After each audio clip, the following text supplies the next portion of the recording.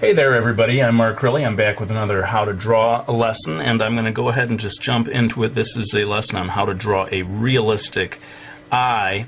I'm going in with my black Prismacolor to make the upper eyelid, and let me just say in general that if you want to draw a realistic eye or realistic anything, you really owe it to yourself to draw from life, or at least look at photo reference, which is what I did for preparation on this video. So the eye shape, fortunately, is very much the way we imagine it. You know, this sort of, I don't know, almost like seed shape, at least right along the edge of the eye itself.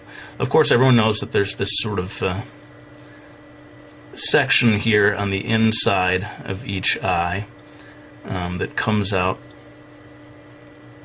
and you know, different eyes have different sizes and shapes of this area over here. So you know, the reference that I looked at gave me this kind of a shape, but you may look at something different or look at your own eye and find that it's shaped differently. In any case, there seems to be maybe one or two little sections if you want to get hyper detailed over here in this area. Now that I've got that section done, I'm going to go ahead and get to the eye itself, and this again, it's, you know, more or less a perfect circle. So if you don't trust your own circle drawing skills, you may want to trace around a quarter or something, who knows, to get that perfect shape. You know, I don't think there's anything really all that wrong with getting some help from you know, a ruler when you need a straight line, or you know, a cup or something when you need a perfect circle. Anyway, I've kind of got that section in place, and for the pupil, I'm thinking that it's about 1/4 or 1/5 the width of the iris. Again, a perfect circle to whatever degree you're able to do it. And then I'm going to put in a sort of a highlight area over here that, you know, maybe is sort of the suggestion of a window in the wall that's providing some light there. Okay. Now I'm going to jump in and do the eyelashes. This is a female eye, and maybe someone who's wearing quite a bit of mascara, who knows. So I'm going to go ahead and give a nice thick, dark, full eyelash area over here. This kind of thing, you know, I can't obviously go line by line and tell you how to do it. It's practice makes perfect, I guess. But again, looking at different reference, looking at different eyes, you're going to see all kinds of different ways of doing the eyelashes. And the only thing is that at the bottom, you want to create a little bit of a separation between the eyelash area and the actual, you know, flesh of where the eyelid meets the eye. This is that line. The second line down here is where the eyelashes are going to come out, and they start quite thin, you know, down in over here on this section, and as they go along, they get thicker and thicker. At least in the reference that I was looking at. And having got that section done, we've kind of got the basic shape in place, with the basic guidelines for the eye itself. Now, again, every eye is different, but it's all, most eyes are going to have some kind of a eyelid. And this one that I looked at for reference had quite a, I guess you'd call a heavy eyelid, which means that the line of the eyelid is pretty distant from the line of the eyelash. Again, looking at different things, look at your own eye, you may find that line is a lot closer. And in some Asian eyes, there's almost no line at all of eyelashes. This is not so much a video about drawing the eyebrows, so forgive me, I'm just going to drop in really quickly a suggestion of an eyebrow here without talking about it too much. Now I'm going to zoom in right now to what I feel is the absolutely most important part of this lesson, and that is the iris. And I want you to really see the details of what I do here. So pardon me while I zoom in.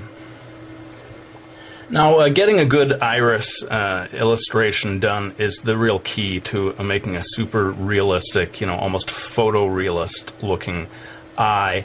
And what I'm doing here, I'm going to do in real time just this section here, sort of roping off or showing these the sections that I'm going to darken up and the sections that I'm going to leave light. Basically, this little area in here is going to stay relatively light, and the rest of this stuff is going to get darkened in. Now, I know people like a real-time video, and people don't like when I time-lapse, but seriously, this one I could spend a whole half hour just on the iris itself. So I'm going to time-lapse this part, but I'll come back to explain a little about the choices I made.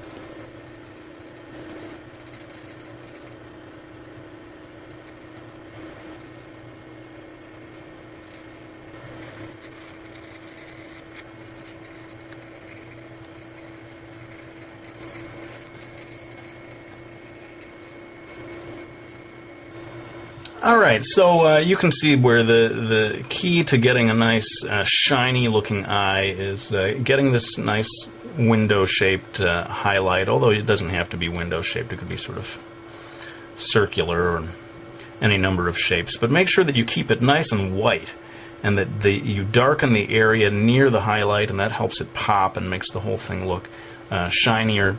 And you saw that I spent a fair amount of time adjusting the different shades here. There's a band area here near the pupil that's a certain thickness. There's a whitish area down here, and then again, in certain types of eyes, every eye is different, you get the very darkest band of color right around the very edge.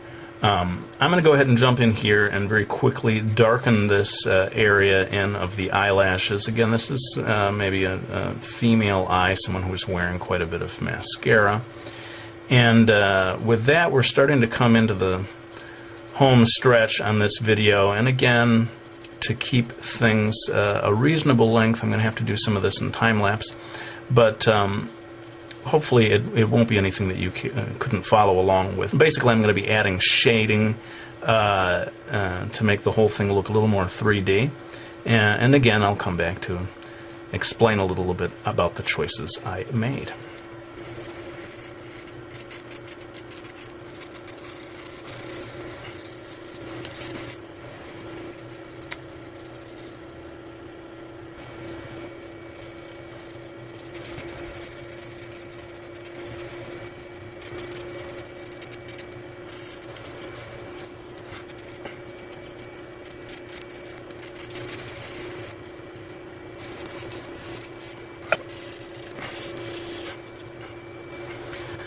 Okay, well, this is pretty much it then. We have put in all of the shading, and, as you can see, with anything that's, kind of going for photorealism here, you just need to take your time. You just got to be patient and keep working at it and keep slowly building it up. That's why I pretty much had to time-lapse through a lot of the stuff on this video. Those are the requirements of doing something truly realistic. And in many ways, if this is the kind of art style that you want to do, the most important thing that you need to learn is patience. You can draw almost anything so long as you're willing to commit the time to it. So that's pretty much it for this video. I hope you found it useful, and if you want to see me do more realistic stuff like this, by all means, let me know. I'd be happy to do a whole series of videos like this. This is, of course, what I was trained to do in my youth. And if you are able to draw like this, I think it does help you to draw in any other style even better.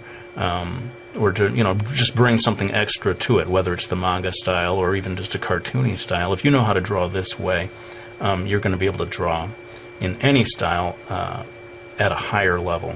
I think it's safe to say. Well, let's go ahead and put the pencil down.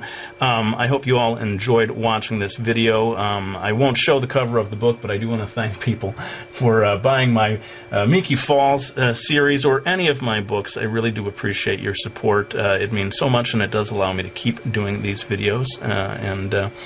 Thanks for watching. I'll go ahead and end this one with my usual promise that I'm going to be back with another one real soon.